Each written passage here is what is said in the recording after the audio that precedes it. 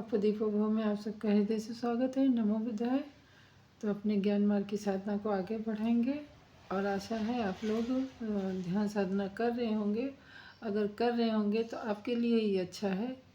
आपका ये जीवन जैसा भी हो, आगे का जीवन सुख में बीते या अगला जन्म सुख में बीते, इसके लिए हमें थोड़ा ध्यान साधना पे ध्यान ज़्यादा देना चाहिए। और हमने पिछले भी कई वीडियो में आप लोगों को बताया है कि विपश्यना करने का ये मतलब नहीं कि आप साधु सन्यासी हो जाएं या फिर अपनी इच्छाओं को मार दें या फिर बिल्कुल विरक्त हो जाएं समाज से। नहीं, विपश्यना हमें मजबूत बनाती, ना कि कमज़ोर। विपश्यना हमें अच्छे समाज को बनाने के लिए अग्रसर है। अच्छे समाज को बनाने के लिए वो हमें प्रेरित करती है। जबकि कुछ लोगों ने समझा है कि ये विपश्यना हमें समाज से काटती है, हमारा जो गृहस्थ जीवन है वो बिगाड़ती है। ऐसा कुछ नहीं, ये आपके अनुभव अपने कर्मों के अनुसार रहता है। आप कैसी सोच रखते हो ये उस पर निर्भर करता है। हालांकि विपश्यना आपके मन को मजबूत करती है। और कहते नहीं, जब कोई मकान हम बनाते हैं तो लोग, पहले के लोग कहते थे या फिर अभी भी है, आप किसी भी कंस्ट्रक्शन वाले से पूछ सकते हैं कि जितनी नींव मजबूत होगी बिल्डिंग उतनी ही मजबूती से खड़ी रहेगी सालों साल। तो और पहले के लोग भी घर बनाने के लिए नींव पर बहुत ध्यान देते थे कि नींव जितनी मजबूत होगी मकान उतने दिनों तक हमें सुख में जीवन यापन करने के लिए सुविधाएं देगा और मकान उतना ही मजबूत होगा। और प्रत्येक आपदाएं झेलने के लिए वो मकान तैयार रहता है। तो यहाँ पे हमारा मन ही हमारा जीवन की नींव है। तो यहाँ मन अगर मजबूत होगा तो हमारा जीवन संभव है कि मजबूत ही रहेगा। क्योंकि जब मन मजबूत रहता है तभी हम अच्छे निर्णय ले पाते हैं। जब अच्छे निर्णय लेते हैं तभी हमारा जीवन सुख में बीतता है। क्योंकि अच्छे निर्णय से ही हमारा जीवन निर्धारित होता है कि किस दिशा में जाना है। और ये विपश्यना कभी भी आपको कमज़ोर नहीं बनाता है। क्योंकि जब सही गलत निर्णय लेंगे आप, स्वाभिमान भी जगाता है। क्योंकि अगर आपका स्वाभिमान नहीं है तो मुझे लगता है कि इंसान भी नहीं है। एक सफल इंसान या फिर कहते नहीं कि सुगठित इंसान वही है जिसके अंदर स्वाभिमान होता है। तो कभी भी विपश्यना बुद्ध ने कभी भी देखा होगा, कभी आप उनके जीवन का पढ़िए, जीवन परिचय पढ़िए, उनके उपदेश पढ़िए, तो आपको पता चलेगा कि बुद्ध खुद समझते थे और वो खुद क्षत्रिय परिवार से आए हैं। और देश समाज ऐसे नहीं चलता है, उनको भली भांति मालूम था। उनका केवल कहना था इतना कि आप अपने मन को मजबूत करिए, एक सफल, एक सुगठित समाज बनाइए और अपना जीवन भी सरल बनाइए। जीवन जीना सबका अधिकार है। जीवन मिला है तो जीवन जिए, अच्छे से जिए। पर कैसे जिए, विपश्यना ये बताती है। बुद्ध के उपदेश हमें ये बताते हैं कि केवल हमारा मन है दो तरीके से।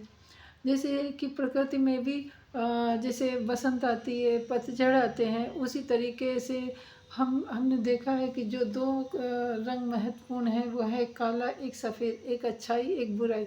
उसी तरीके से हमारे मन भी हैं। एक मन हमारे शरीर में रह के एक मन अच्छा रहता है, एक मन बुरा रहता है। तो हम जिसको ज़्यादा खाद पानी देंगे वैसे ही मन हमारा वो मन बड़ा और मजबूत होता जाएगा। चाहे वो आप बुरे मन को मजबूत करिए, चाहे तो आप अपने अच्छे मन को मजबूत करिए।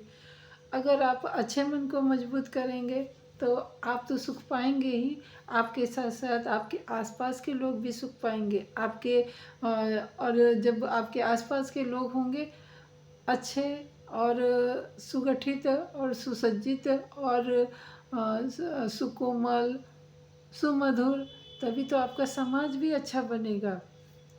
तो कहने का मतलब है, अगर हम सारा सार समेटें बुद्ध के ये उपदेशों का, एकदम पूरा एक निचोड़ निकालें, तो बात यहीं पे आके रुक जाती है कि हमें मानव जीवन मिला है। उस मानव जीवन को हम बड़े ही विवेक से, बड़े ही ज्ञानपूर्वक, बड़े ही ध्यान से इस मानव जीवन को जिए। जैसे कि आपने कभी कबीर की भी वाणी सुनी होगी, एक दोहा है, झिनी झिनी रे बीनी रे चदरिया। तो मतलब बहुत ही जतन के साथ, बहुत ही कहते नहीं, मुश्किलों के बाद, बहुत सी योनियों के बाद हमें मानव जीवन मिला है। और कबीर भी ये उसी के बाद बोलते हैं कि जस दीनी चदरिया, वैसे ही मतलब जैसे ईश्वर ने हमें चादर दी थी, हमने वैसे ही चादर वापस कर दी। दोहा तो पूरा नहीं याद है। कहने का मतलब है, जैसा शरीर मुझे मिला था ईश्वर के आशीर्वाद से, या फिर हमारे अच्छे कर्मों से, तो हमने उसको बिना किसी जीवन में दाग लगाए, बिना किसी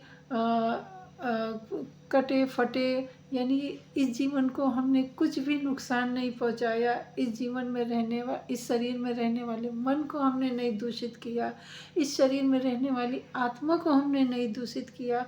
और जैसे ईश्वर ने हमें ये मानव जीवन दिया था, वैसे ही अंतिम में क्षणों में मैंने ये शरीर से वो आत्मा जस की तस अपने ईश्वर को सौंप दी। तो कहने का मतलब यही है, आप विपश्यना करें, साधना करें, परंतु कमज़ोर मत बनिए। अपने स्वाभिमान से कभी आप समझौता मत करिए। अगर स्वाभिमान पे बात आ जाए तो आप वहाँ अडिग रहिए। आपको कहीं न्याय संगत अन्याय संगत बात लगती है, न्याय संगत नहीं लगती है, तो वहाँ पे आप खुल के विरोध भी करिए। आप अपनी जो तर्क है, उस तर्क से उस बात को सही सिद्ध करिए। कहने का मतलब है कि जागरूक होकर जिए, स्वाभिमान के साथ जिए। और मेरे पास अब शब्द नहीं है, कहना मैं बहुत कुछ चाहती हूँ, शब्दों का अभाव मुझे प्रतीत हो रहा है, तो मैं अपनी वाणी को यहीं विराम देती हूँ। मिलती हूँ अगली वीडियो में, तब तक के लिए नमो बुद्धाय। मंगल हो आपका भी, हमारा भी, और सृष्टि के समस्त प्राणीजनों का। परंतु जीवन कभी कमजोरी का नाम न बनाइए। जीवन हमेशा मजबूती के साथ जिए। मन भी, शरीर भी और मस्तिष्क को भी मजबूत बनाइए।